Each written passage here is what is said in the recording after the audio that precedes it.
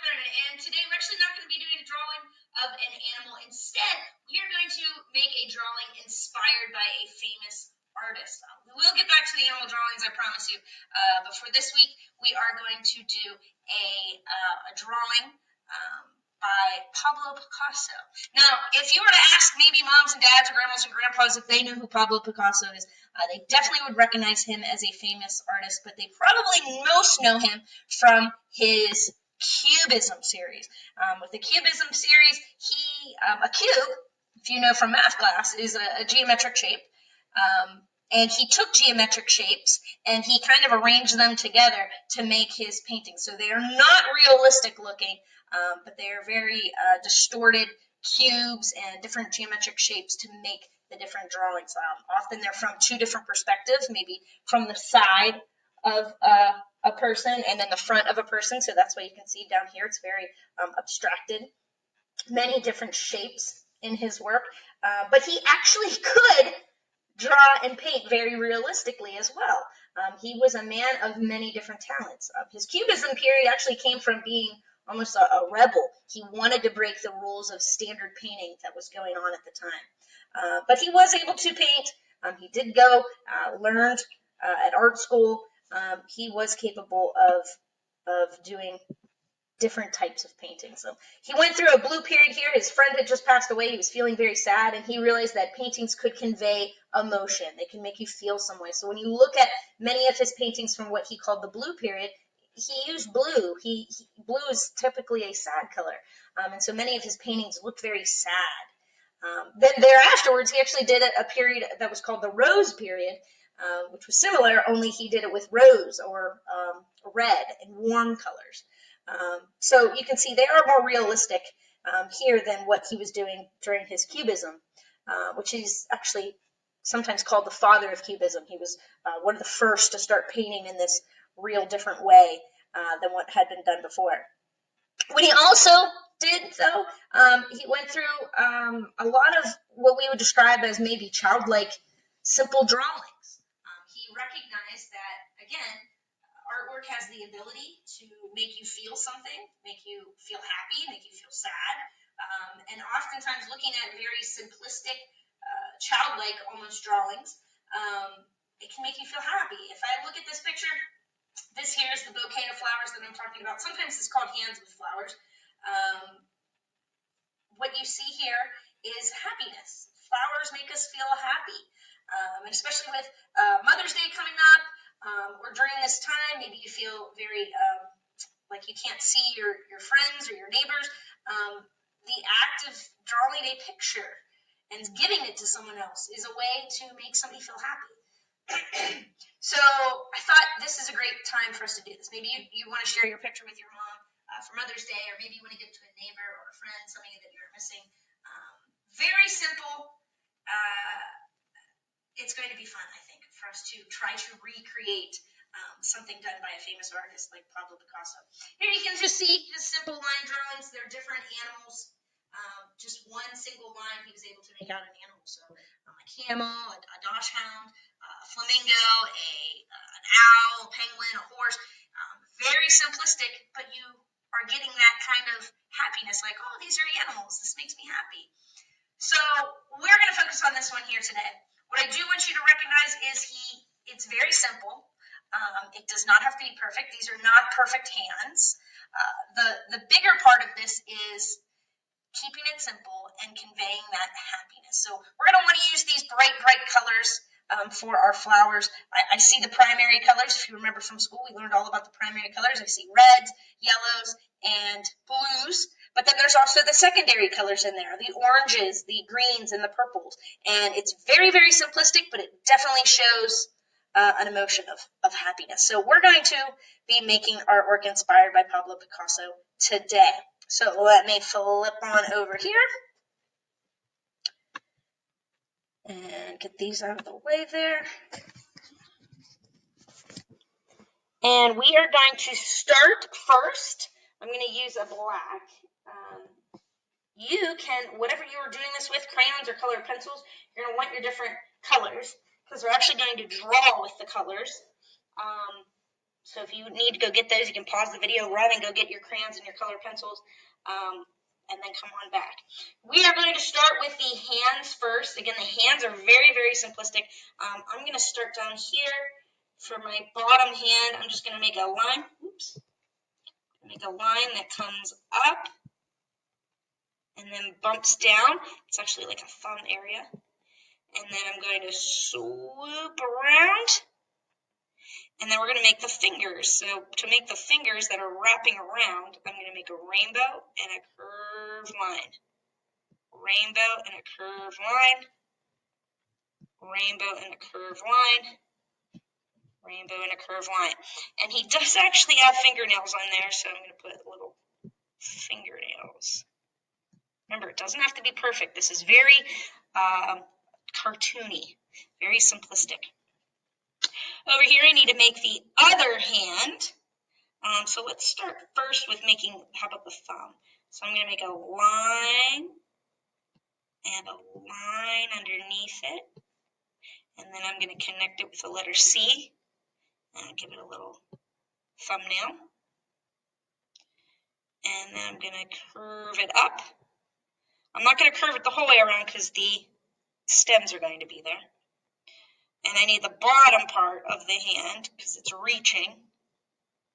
And you can make a little line that way. That's like the arm. That's the arm at the top and the hand reaching around. Again, very simplistic. I know these don't look like real hands, but they are very cartoony. And that's what we're doing. We're trying to imitate the style that he was doing. All right, so for the other side, we need a finger down here. So I'm going to make a line with a bump, and then another bump on this hand. We're going to make it go the whole way in. And then we need another finger bump, and another finger, and another finger. And then back here would be the knuckles. So I'm just going to kind of make some bumps. And again, we're going to put those little fingernails on. So it's like reaching around. Now, these aren't going to be connected because we're going to put our stems here. So I'm going to get now green. So you want to find a green crayon or a green marker or a green color pencil, whatever you're working with. And we're just going to put some lines, pretend it goes through and up. Line, pretend it goes through, up. Line, pretend it goes through and up. Line, pretend it goes through, up. Just a couple lines. That was with dark green. Now I'm going to get some light green and do the same thing.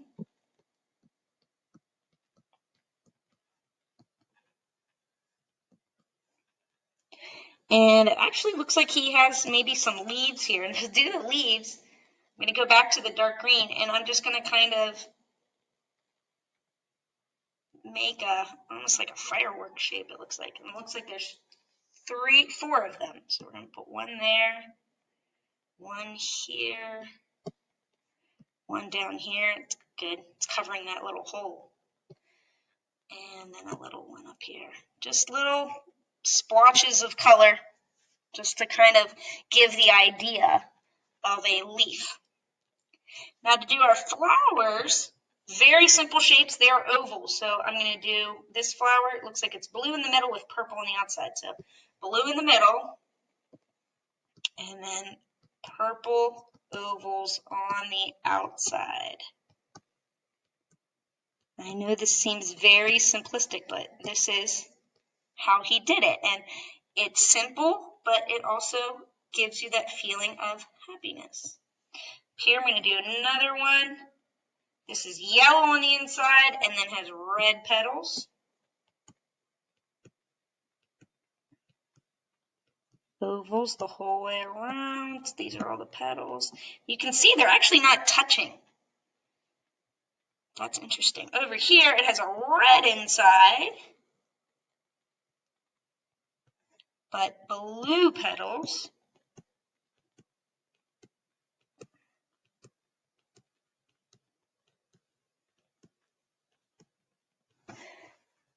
And then This one is orange for the inside, and it's actually a darker red for the petals. You can change up the colors if you would like. You can add more flowers if you would like to. Remember, this is your drawing. It's just taking inspiration from Pablo Picasso, but you may change it how you would like to. I'm going to add, now that we have our flowers here, like I said, you could add more flowers if you want more.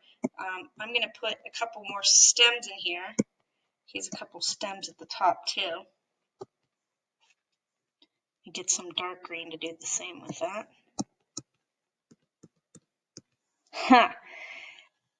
So I know this looks very, very simplistic, but if we look over here and compare it to, let's see if I can copy this. Whoops, I think I have to do it with my fingers. Copy. I'm going to bring it right over here.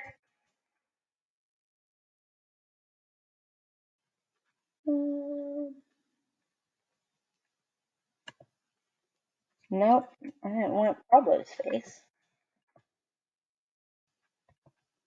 See if I can copy.